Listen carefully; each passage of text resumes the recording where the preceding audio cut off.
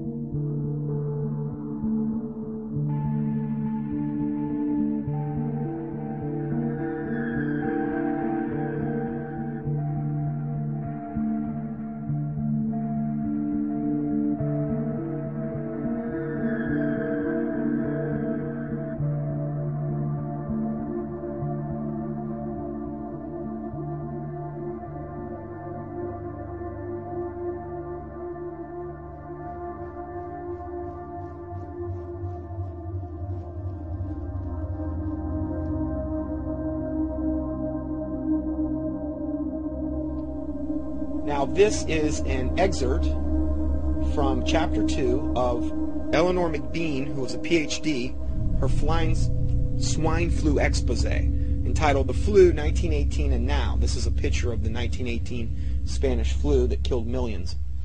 She says in this excerpt, "I was an on-the-spot observer of the 1918 influenza epidemic. All the doctors and people who were living at the time of the 1918 Spanish influenza epidemic said it was the most terrible disease the world had ever had.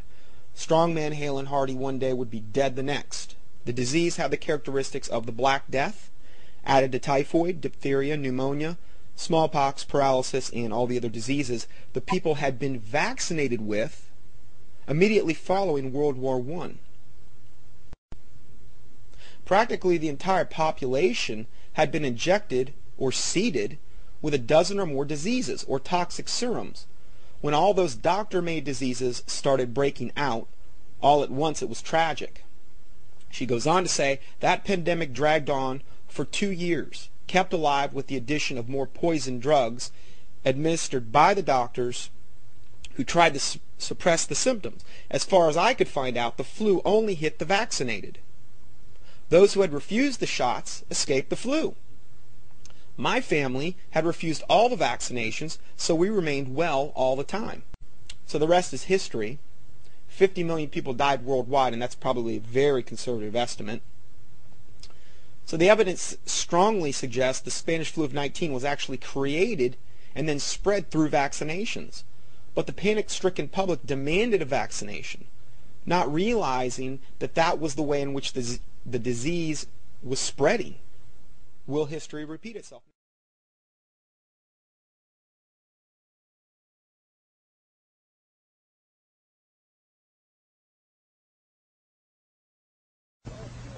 I don't need another flu shot. I had a flu shot last year. A swine flu epidemic may be coming. Swine flu shot?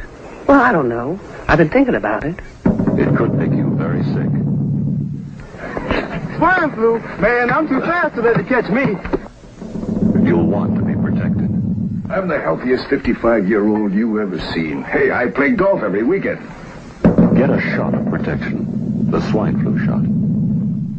We also have a lot of telegraphing by the Illuminati that this is going to take place, and it's going to take place soon. We have the I Am Legend movie with Will Smith. And essentially, after the outbreak of a lethal vaccine-induced virus in 2009, in 2012, U.S. Army virologist Lieutenant Colonel Robert Neville is left as one of the last healthy humans on Earth.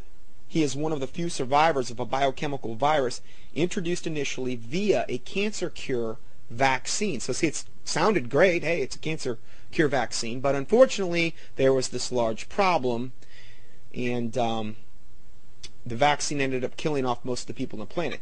We go on to say, for 3 years, Neville has been trying to discover a cure for this disease and to find out that if any other people might have also survived. The vaccine virus has killed the vast majority of the planet and transformed all the remaining infected survivors into mutant victims of the plague.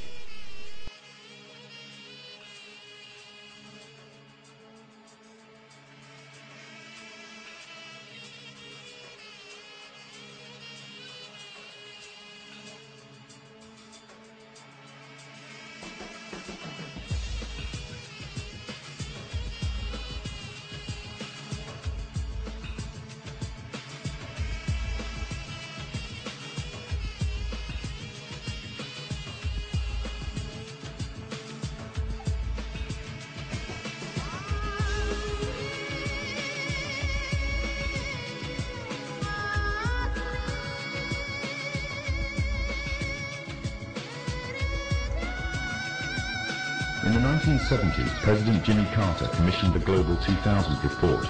The findings of the report blamed virtually all of the world problems on the population growth of non-white people. The report went on as far as recommending the elimination of at least 2 billion people in third world nations off the face of the earth by the year 2000 in order to restore Western supremacy. Interestingly enough, also in the 70s, the AIDS epidemic broke out, claiming huge amounts of life in third world nations, as well as amongst the growing black and Hispanic population of America. It was said that the virus originated from green monkeys in Africa and was later passed on to the local population through either acts of bestiality or through consuming them as food. From there on, AIDS spread like wildfire across the African continent and later on to the rest of the world, claiming millions of lives. However, the story was just a smokescreen. On June 2nd, 1988, the Los Angeles Times published an article refuting the idea that the human AIDS virus originated from green monkeys. It uncovered evidence that the DNA composition of AIDS was totally inconsistent with that of green monkeys. In fact, it could be proven that the AIDS virus could not be found anywhere in nature and could only have ever survived in the human biological system. The outbreak of AIDS has been linked to vaccine programs around the world. The internationally respected London Times newspaper published an article at the front page story on May 11, 1987, entitled "Smallpox Vaccine Triggered AIDS." The article establishes a direct correlation between the smallpox vaccine administered by the World Health Organization to an estimated 50 to 70 million people in different Central African countries and the subsequent outbreaks of AIDS in those regions. The World Health Organization is the medical wing of the United Nations. The evidence suggests that AIDS is a genetically engineered virus spread through vaccination programs in third world countries, germ warfare against the innocent and the weak, aimed at eliminating an entire populace off the face of the earth. AIDS is nothing other than the modern-day final solution, and all of this for the purpose of installing an economic policy that would give complete global domination to the Masonic West. The Book of Revelation warns of an age of destruction, where planet Earth will be writhing in pain like a mother giving birth. The Book of Revelation prophesies the birth of the Antichrist, who will emerge to wield great political power across the planet. The plan of the Antichrist is very simple: famine, plague, war, total annihilation of all living creatures. This will be done, apparently, by mass killings of children around the world. Famine, pestilence, plague, and war will be used to kill thousands of children each day. In actual fact, before our very eyes, every day 26,000 children die from starvation and preventable diseases such as the common cold.